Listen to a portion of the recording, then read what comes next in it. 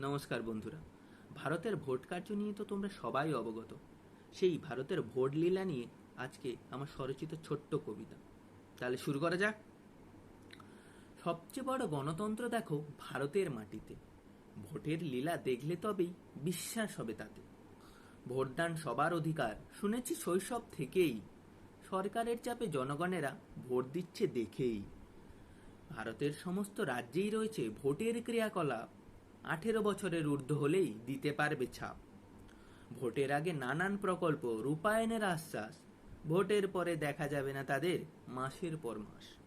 লোকসভা থেকে বিধানসভা ভোটের নানা প্রকার, কিন্তু ঘুষের টাকা ও ছাপ্পা ভোট সবচেয়ে বড় ফ্যাক্টর। ভোটের সময় মারপিট আজকাল তো অনিবার্য, রক্তপাত ও খুন না হলে শেষই হয় না ভোট কার্য। সেলিব্রিটি থেকে খেলোয়াড় যারা টাকার পেছনে ছোটে, শিক্ষিতরা থাকে পায়ের তলায়, অশিক্ষিতরা দাঁড়ায় ভোটে। রাজনৈতিক নেতারা জিতুক বা হোক তাদের হার, সাধারণ মানুষের হেনস্থার দিন শেষ করো এবার। নমস্কার।